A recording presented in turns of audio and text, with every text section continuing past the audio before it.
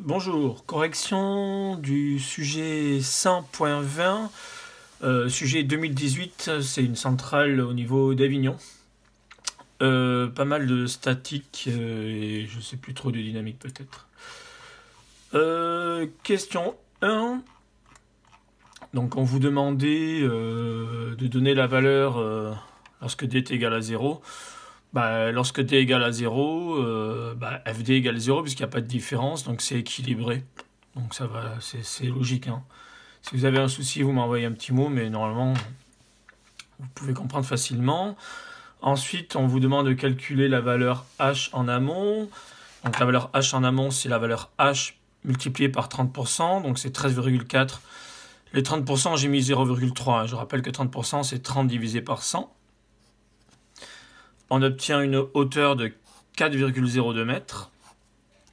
Ensuite, on vous demande de calculer h en aval qui est égal à... Donc on reprend la valeur qui est ici, h en amont, moins les 0,2. 0,2 d'où ça sort, c'est 0,2. C'est 20 cm que j'ai mis en mètres. On obtient h en aval est à peu près égal 3,8 mètres. 3,82 exactement.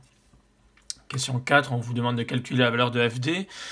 Donc on vous donne la formule, 1/2 de rho L plus fois ce qui est entre parenthèses. Donc j'ai tout remplacé, rho, petit g, grand L 12,1, petit d 0,2. Attention à bien le mettre au carré. 2 fois h en aval on a dit 3,8 fois petit d 0,2, ça me fait fd égale 92 586.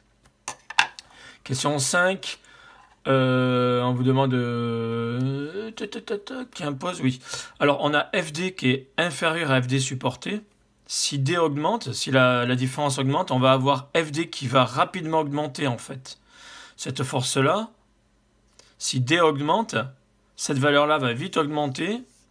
Ça, c'est fixe, donc cette valeur va vite augmenter si D augmente. Donc on a voilà, ce qui va rapidement augmenter, donc on a un risque de déséquilibre. Question 6, j'écris le principe fondamental de la dynamique. Somme des forces égale la masse fois l'accélération, ça c'est pour un mouvement de translation. J'ai rappelé les unités, les forces en newton, la masse est en kilos, l'accélération en mètres par seconde au carré. On vous donne tout un schéma. Question 7, on vous demande de déduire les relations entre RP et AR. Donc j'ai repris ce qui était donné dans le schéma. Donc j'ai repris mon équation, somme des forces égale à la masse fois l'accélération. Comme force, j'ai P, A, R1 et R2 qui est égal à la masse fois l'accélération. Il n'y a pas de mouvement ici. Comme il n'y a pas de mouvement, il n'y a pas d'accélération, donc l'accélération est égale à 0. Tout ça est égal à 0. P est vers le bas, donc négatif. J'ai pris comme référent Y, j'ai mis Y vertical. Ce qui est donné dans le sujet. Donc P est négatif, AR est positif, R1 et R2 sont vers le haut, donc est positif. Et ça, dans le sujet, on nous dit que R1 est égal à R2, et on appelle ça R. Donc ça c'est R, ça c'est R, donc ça fait 2 fois R ici. Donc on a le R qui est là. Je passe P de l'autre côté, ça devient plus P, parce que c'était moins P, je le passe de l'autre côté, plus P. AR, je le passe de l'autre côté, moins AR. Et le 2 fois R qui était ici, le 2, je le mets en dénominateur. J'obtiens cette relation-là. Question 8. On vous demande d'en déduire l'intensité des forces R. Donc je vais calculer P. P égale mg. M, c'est 86 000. G, 981. J'obtiens ici P en newton. L'action 1, on vous la donne, c'est ρ, G, V. Donc ça, c'est donné. 1000 fois 980 voit 3,3. Donc ça me fait R égale 32 313 newtons. J'applique ici la formule que j'ai trouvée là, R égale la différence des deux divisé par 2, j'obtiens ici 405 603 newtons. La plus importante, on vous demande de calculer les valeurs numériques de P et de R. Ça c'est fait. Et ah oui, c'est la question 9 là. Il faut remplir le tableau. Alors le tableau, je vais vous le montrer ici. J'espère qu'on le voit bien.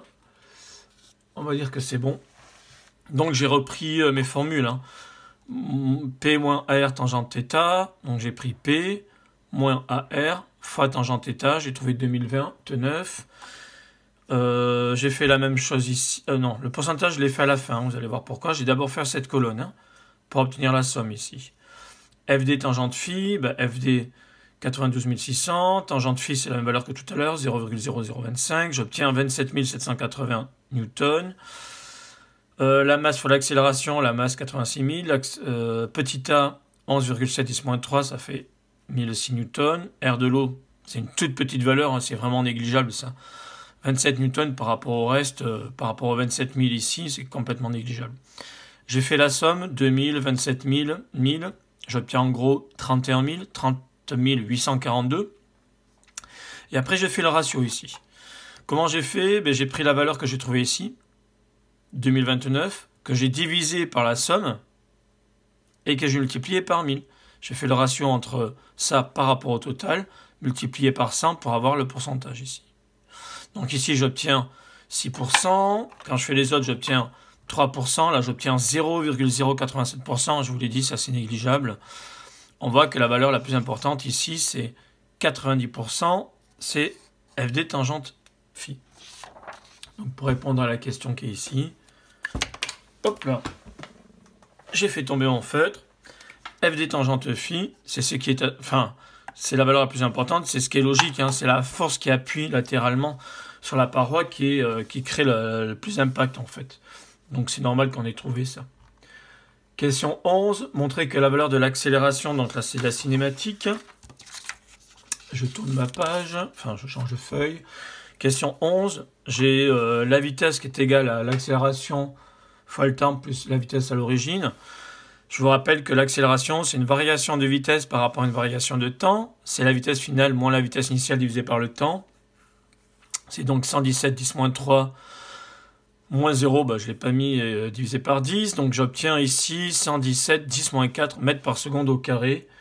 On me demandait... Oui, alors c'est pas très clair.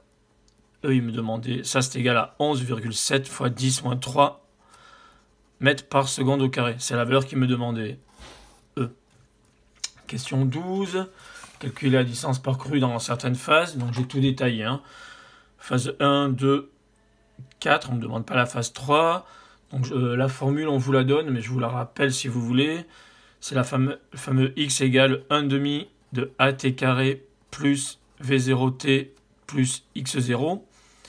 Donc le x0, comme moi je le fais, eux, ils disent qu'il est égal à 0, donc on le vire. Il ne reste plus que ça. X, c'est la distance parcourue. Et l'accélération en phase 1, on l'a calculé tout à l'heure. Donc je remplace mes valeurs. Hein. Donc j'ai 1 demi de at carré plus V0. Donc ça fait 1 demi de 117 10-4 fois le temps au carré, 10 au carré, plus la vitesse à l'origine 0. Donc j'ai fait ça à chaque fois. Ici, j'ai pas d'accélération. Ici non plus. Donc j'obtiens ici D1 égale 0, c'est 184. D2 égale...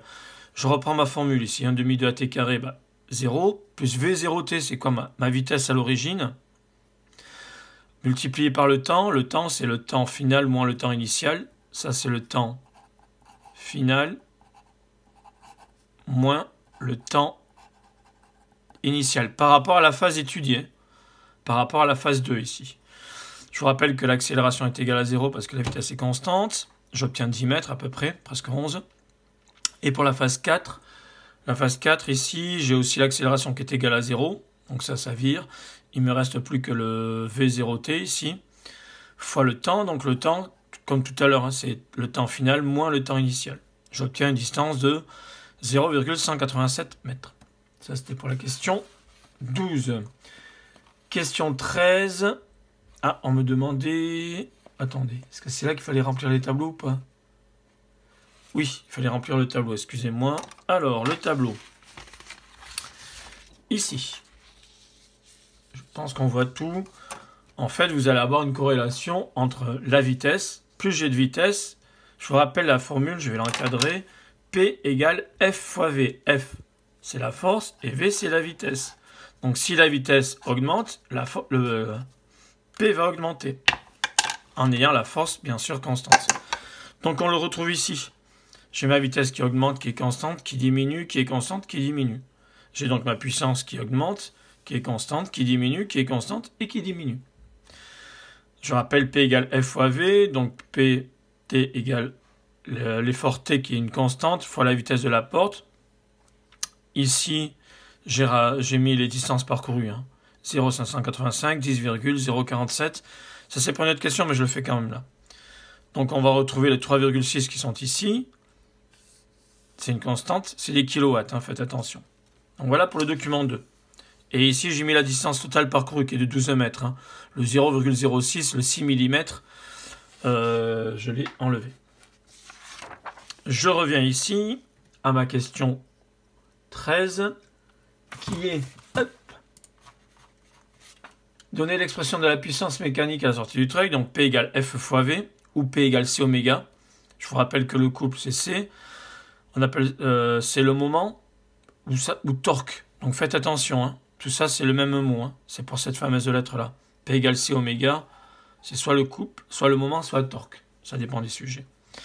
Donc la puissance du treuil, c'est T fois la vitesse de la porte. Donc la variante ici, c'est la vitesse de la porte, ce que je disais tout à l'heure.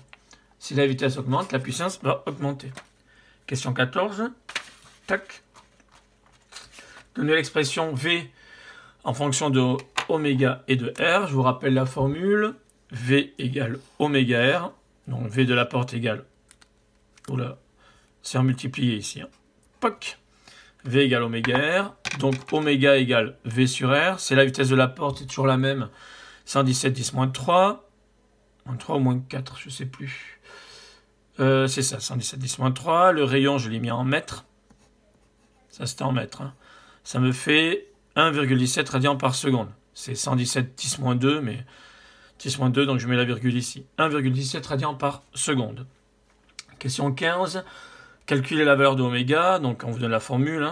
Oméga égale vitesse de sortie. K égale... vitesse de sortie sur vitesse d'entrée. Vitesse de sortie, c'est la vitesse du treuil. Vitesse d'entrée, c'est la vitesse du moteur.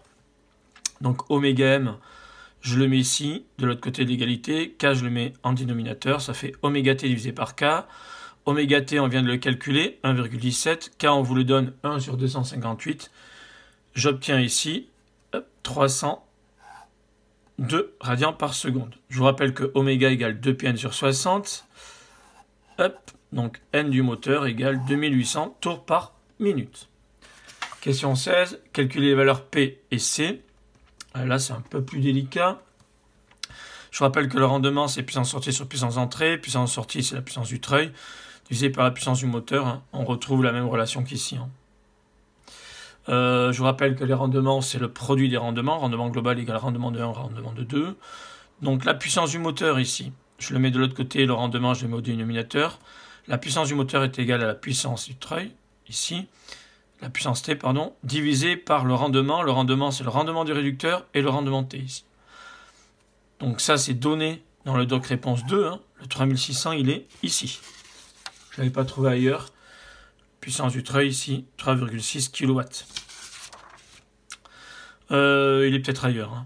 Rendement du réducteur 0,82, rendement du treuil 0,8. Ça me fait une puissance ici, au niveau du moteur, de 5500 watts. Je rappelle que P égale C oméga, donc C, je rappelle cette formule, P égale C oméga. Donc C égale P divisé par oméga. Couple moteur égale puissance moteur divisé par oméga moteur. La puissance du moteur, j'ai trouvé 5487. Et oméga du moteur, 301. Je ne sais plus où on l'a trouvé tout à l'heure. Ah, il est là. 301,8. J'obtiens ici 18,18. Ce sont des newton-mètres. Je l'ai marqué là. Question 17. Choisir son annexe 1, le ou les moteurs. Donc on va avoir besoin. Donc l'annexe 1, ça devient compliqué, mais elle est là, l'annexe 1. Alors j'ai choisi comme moteur. On a ici une puissance en kilowatts. Je vais le faire en rouge, ça sera peut-être plus clair. On a la puissance en kilowatts. Nous, on avait une puissance ici de 5487. Puissance du moteur, 5487. Donc ça fait 5,5 kW. Je l'ai nulle part ailleurs. Ah, il est ici aussi. 5,5 kW. Donc les autres, je ne peux pas les prendre, c'est clair. 5,5 kW. Et il me faut un moment, ça c'est le moment, c'est le couple en newton-mètre. Ça c'est le couple.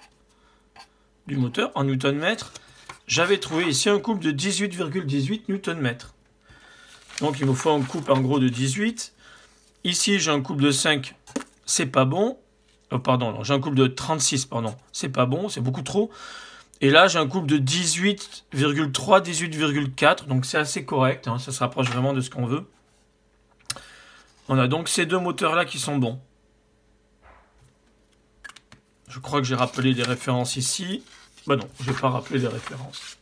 Tant pis pour vous. Donc les références, je vous les zoome si vous voulez. Il fallait trouver. Ce sont ces deux-là. KPER 112 MX2, K11R 132 S2. Voilà pour ça, en espérant que j'étais assez clair. C'est un peu long, mais bon. Bon courage.